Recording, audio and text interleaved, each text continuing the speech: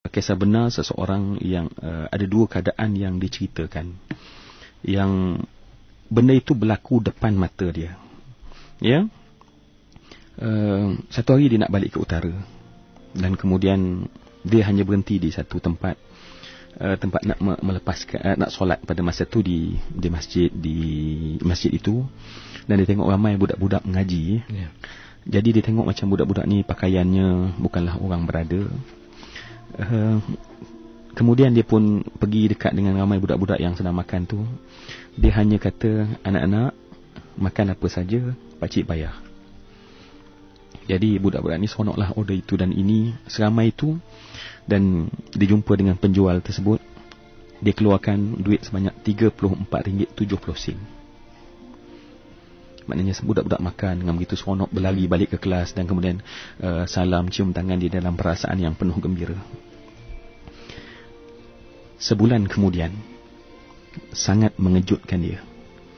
Kenapa? Sebab dia dapat satu projek yang nilai projek tersebut adalah RM347,000. Depan mata dia.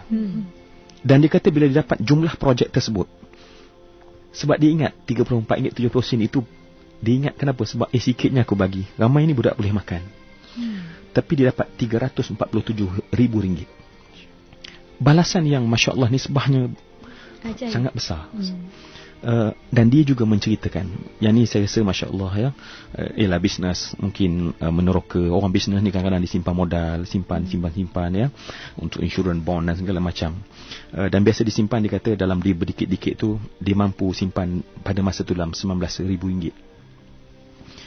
Dan RM19,000 ni lah yang bagi orang bisnes cagaran lah. Kalau ada benda mungkin nak gear fixed deposit pun, apa pun istilahnya ya.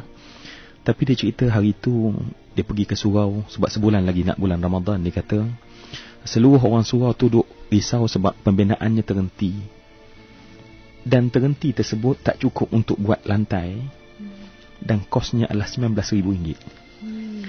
Dan dia dengar orang tu berbincang dalam keadaan susah. Dalam keadaan tu dia berdialog dalam diri, macam arti dialog tadi ya. Dia kata Masya Allah, nampak susahnya orang ni. Nampak susahnya nak mendapat RM19,000, dia kata. Sedangkan dalam akaun aku, dia kata orang tak tahu tapi ada RM19,000. Dan dia kata di hujung masyarakat tu, dia kata apa dia? Okeylah tuan-tuan, jangan risau tentang RM19,000. Sebab insya-Allah esok kita akan dapat. Adalah hamba Allah nak bagi, dia kata. Dan kemudian dia hari esok terus ke bank. Dia keluarkan hanya tinggal RM10 je. Balance yang untuk to make sure that yang wajib lah. yang tinggal wajib dalam akaun itu. RM19,000 dia bagikan. Dalam keadaan betul-betul dia pejam mata dia. Dia tak tahulah kalau tiba-tiba datang projek, tiba-tiba apa nak buat. Itu fikir kemudian, dia kata. Dan dia bagikan. Saya nak cerita pengalaman dia dan dia cerita sambil menangis.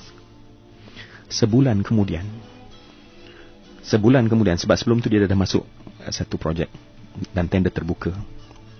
Sebulan kemudian dia dapat satu surat dan panggilan. Dia dan syarikatnya telah berjaya memenangi tender dan menjadi milik dia sebanyak RM19 juta. Dia kata dia menangis bukan kerana projek, tetapi dia menangis kerana RM19,000 yang dia bagi pada hari itu. Tetapi Allah itu jauh lebih baik bagi sampai RM19 juta, dia kata. Dan kisah ni kisah benar berlaku. Dan benarlah dalam hadis kursi Allah kata, biqadri tu'ti u'tik. Pada kadar engkau beri sebagai seorang hamba, aku beri sebagai Tuhan. Kita beri RM19,000 sebagai hamba, ya Allah, ni je aku ada, ya Allah. Allah boleh beri lebih banyak daripada itu. RM19 juta diberikan kepada dia. Jadi sebab itu rakan usrah, apa lagi, jom kita buat benda ni. Jangan kita hanya bercerita, muhasabah. Mari kita mula infakkan. Buang bakhil macam doktor katakan tadi. Semoga insya-Allah kita jadi orang terpilih. Wallahu a'lam. Amin.